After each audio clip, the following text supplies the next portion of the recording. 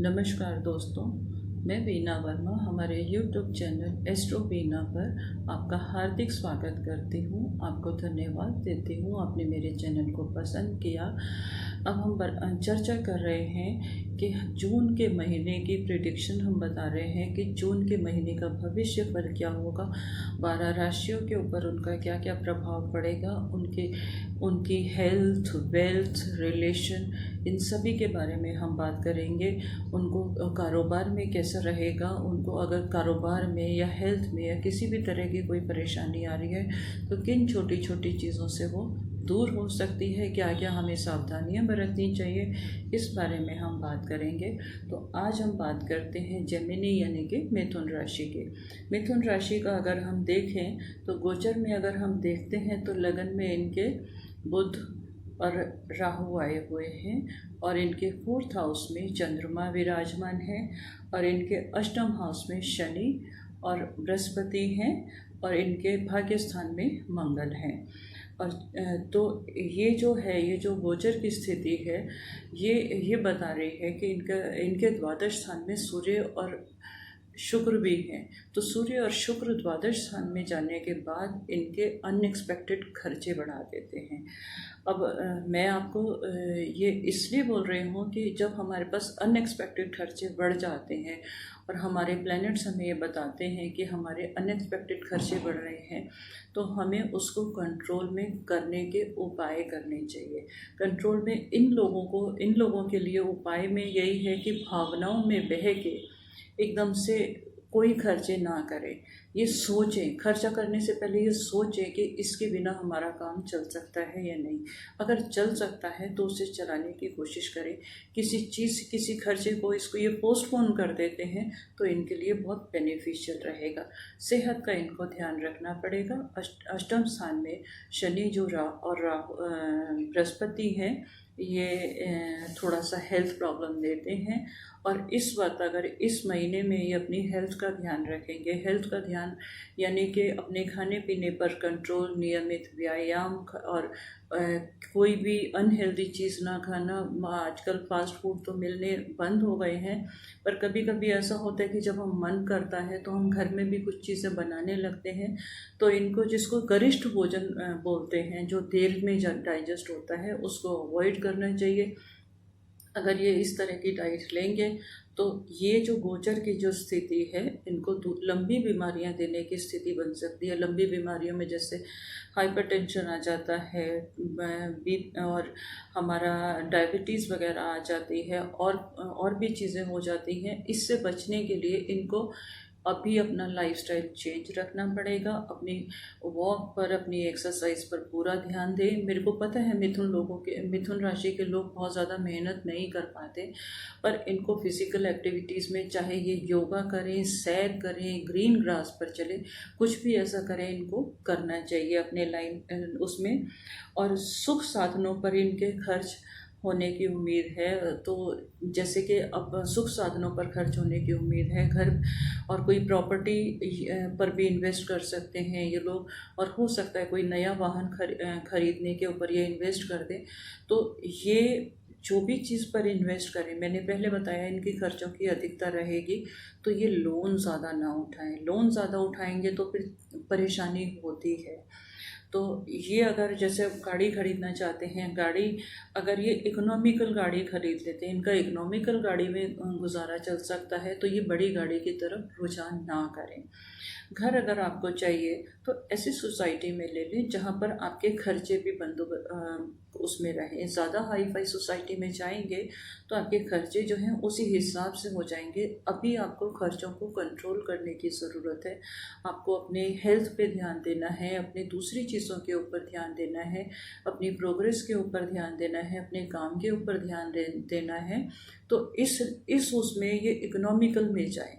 अगर आप कोई बहुत हाई फाई सोसाइटी में घर खरीद के आप मिडिल क्लास सोसाइटी में घर खरीद लें।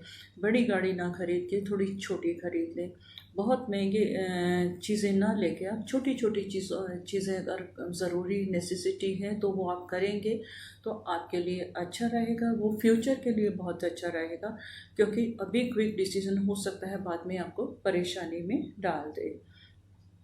और हेल्थ का मैंने आपको बताया कि पहले ध्यान देने की ज़रूरत है। और किसी नए प्रोजेक्ट पे अगर आप काम करना चाह रहे हैं तो इस वक्त आप डिसीज़न ले सकते हैं, आपको बिल्कुल सफलता मिलेगी। और कोई नई एजुकेशन लेना चाह रहे हैं, कोई नई जानकारी लेना चाह रहे हैं जिससे कि आपका बिजनेस आगे ग्रो करे, तो ये आपके लिए बिल्कुल सही समय है, आप इसको ले सकते हैं। परंतु जैसे कि मैं लगन में बुध और राहु बैठे हैं, तो सोच समझ के कोई भी कोर्स वगैरह ज्वाइन करते हैं, कोई नई जानकारी लेना चाहते हैं, कोई नई चीज़ें सीखना चाहते हैं, तो आगे आप उसकी पहले पूरी रिसर्च कर लें। ये नहीं कि सामने वाला ये काम कर रहा है तो मुझे भी इससे फ़ायदा हो जाएगा, इस चीज़ से बचने की कोशिश करें। इस चीज़ से बचेंगे तो आपको लॉन्ग लास्टिंग फ़ायदे मिल जाएंगे। वैसे आप समझदार हैं, आपका ब्रेन क्विक है, आप बहुत जल्दी किसी भी चीज़ को अडॉप्ट कर लेते हैं, बहुत जल्दी सीख लेते हैं। पर डिसीज़न इसमें जो काम करना है वो दूरदर्शिता से काम करना है, अपने मन की और अपने दिमाग की बात सुननी है, बाहर के लोगों के इन्फ्लुएंस में आपको नहीं लाना। अगर आप बाहर के लोगों के इन्फ्लुएंस में नहीं आएंगे, अपने मन की बात सुनेंगे, अपनी कैपेबिलिटी को देखेंगे, तो आपको कोई नुकसान नहीं होगा। और अब हम बात करते हैं कैंसर राशि के ऊपर।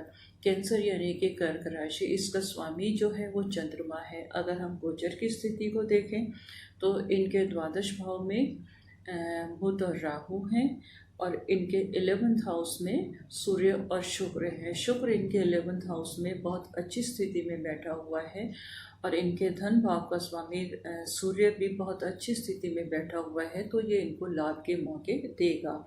और ये कोई ना कोई नई प्रॉपर्टी या वाहन खरीदने का इनका संजोग बन रहा है, कहीं ये ऐसी जगह इन्वेस्ट कर सकते हैं।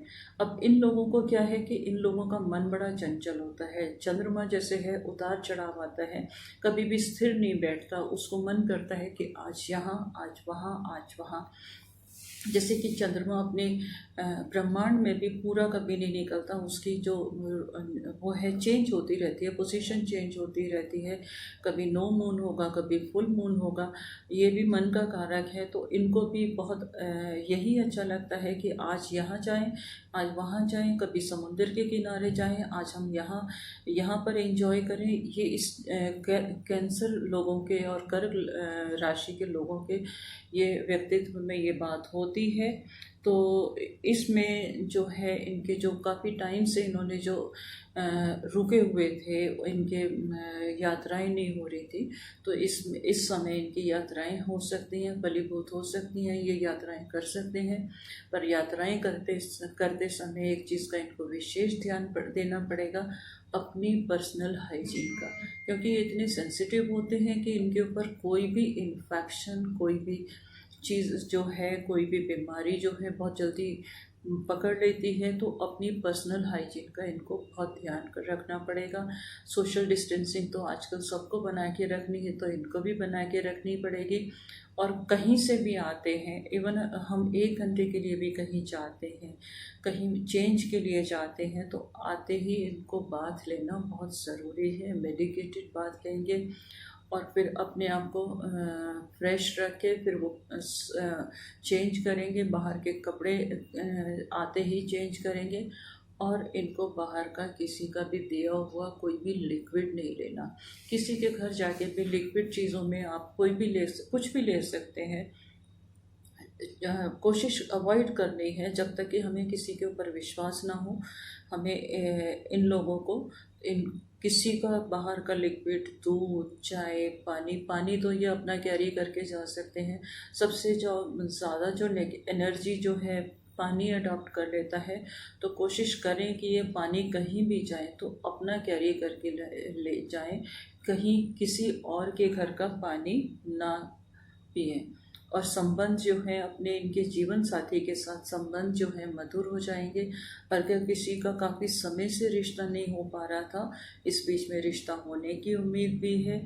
और अगर ये लोग कहीं इस लॉकडाउन के चक्कर में, इस जो हमारी सोसाइटी में, समाज में बीमारी फैली हुई है, अगर हस्बैंड वाइफ कहीं दूर दूर रह रहे हैं तो इस महीने में उनको आपस में तालमेल हो जाएगा, वो एक दूसरे से मिल जाएंगे, एक दूसरे के नज़दीक पहुंच जाएंगे, उनसे संबंधों में भी मधुरता आ जाएगी, घर में भी संबंध मधुर हो जाएंगे। और आपके हो सकता है कि आपका फ्रेंड सर्कल इंक्रीज़ हो जाए, आपको और नए नए दोस्त मिल जाएं, और नए जो प्रोफेशनल भी आपको फ़ायदा करेंगे और बिज़नेस में भी फ़ायदा करेंगे, ऐसे लोगों के मिलने की भी उम्मीद है। ये कैंसर के लोगों का नज़र आ रहा है। और अब हम बात करते हैं कि इनको रेमेडीज़ क्या क्या करनी चाहिए। रेमेडीज़ में इनके छठे भाव में केतु है। केतु चंद्रमा के लगन के लिए, चंद्रमा की राशि के लोगों के लिए बहुत ज़्यादा अच्छा नहीं होता। कभी कभी ये प्रोफेशन हाउस को देख रहा है तो कभी कभी उसमें चैलेंजेस भी आ सकते हैं। तो इनको अपने कंपटीटर से सीखना चाहिए, उनके साथ व्यवहार अच्छा रखना चाहिए। अब हमारे सोसाइटी में सभी तरह के लोग होते हैं, हमारे दोस्तों में भी बहुत सारे लोग ऐसे होते हैं जो हमारे मुंह पर तो हमें बोलते हैं कि हम आपके वेल विशर हैं, हम आपका बहुत ध्यान रखते हैं, आपको बहुत चाहते हैं, हम आपकी तरक्की से बहुत ज़्यादा खुश हैं, पर उनके जो पीछे के जो फेसेस हैं वो कभी हमें नहीं पता चलते। तो इनको उनकी छोटी छोटी बातों को, अगर कोई हमारे साथ में ऐसा है, हमारे साथ मिसबिहेव करता है और वो हमारे ऐसा वेल विशर नहीं है और उस हमारे को लगता है कि ये हमारे से कंपटीशन में है, हमारे साथ इसका वो नहीं है, या पीठ पीछे बातें करने वालों में से है, तो उसको इनको इग्नोर करना चाहिए, तुरंत उनको माफ़ कर दें, उसकी पीछे कही हुई बातों को अपने दिल से ना लगाएं और अपना बिहेवियर ऐसा ना रखें कि उसको भी महसूस हो, सबके सामने उसके साथ बहुत नॉर्मल, बहुत अच्छे से बिहेव करें। तो इनके लिए अच्छा रहेगा, इनके प्रोफेशन के लिए अच्छा रहेगा। और इनके जो कंपटीटर हैं, जो इनको नीचा दिखाने की कोशिश करते हैं, वो धीरे धीरे खुद ब खुद डाउन होते चले जाएंगे, इनका कोई नुकसान नहीं करेंगे। और इनके लिए, जैसे मैंने आपको पहले बताया, कि ये किसी के घर का पानी ना पिए, पर हाँ, अगर इनके घर, इनके पास में कोई आता है तो सबसे पहले उसको ठंडा पानी दें, कुछ स्वीट्स दें, तो उसके साथ इनके संबंध बहुत अच्छे हो जाएंगे, मधुर हो जाएंगे, और इनके कंपटीटर अपने आप ख़त्म हो जाएंगे, ये प्रोफेशन में राइज करेंगे, जो मनचाही सफलता इनको मिल जाएगी। तो ये अगर अपने नेचर को बना लें तो ये राइज करते चले जाएंगे। इसको चाहे आप रेमेडी कहिए या कुछ भी कहिए, या हमारी कर्टसी कहिए, संस्कार कहिए, या हमारी हॉस्पिटलिटी कहिए कि हम लोगों को किस तरह से होस्ट करें, कुछ भी कह के हम ये अपने नेचर में बना लें कि हमारे पास कोई भी आए, सबसे पहले हम उसको थोड़ा सा स्वीट, कुछ भी स्वीट जो हमारे पास अवेलेबल है, अगर कुछ भी नहीं है तो हम मीठे बिस्किट भी दे सकते हैं, कि खाली पानी नहीं पीते आप, पहले थोड़ा सा ये सफ़र से आए हैं, थोड़ा सा ये लीजिए, उसके बाद पानी पीजिए, थकान आपकी मिटेगी। तो इनका जो लक है वो आगे बढ़ता चला जाएगा, ये आगे तरक्की करते चले जाएंगे। यही इनकी सफलता का मूल मंत्र है। अभी गोचर की स्थिति के हिसाब से आगे जो होगा वो मैं जैसे जैसे गोचर चेंज होगा मैं आपको इन्फॉर्म करती रहूँगी। इन्हीं शब्दों के साथ आपसे विदा लेती हूँ। धन्यवाद, आपने मेरे को आपसे जुड़े रहने का मौका दिया। अगर आपको मेरा चैनल पसंद आया तो इसे लाइक कीजिए, सब्सक्राइब कीजिए, और आगे जो हम चर्चा करेंगे वो सिंह और कन्या राशि के बारे में बात करेंगे, कि उनके साथ गोचर की स्थिति से उनका जून का महीना कैसे जाएगा, कैसा उनके इफेक्ट रहेंगे, किस तरह की उनको सावधानियों की ज़रूरत है, कहाँ कहाँ उनको मौके मिलेंगे, वो सब हम नेक्स्ट में बात करेंगे।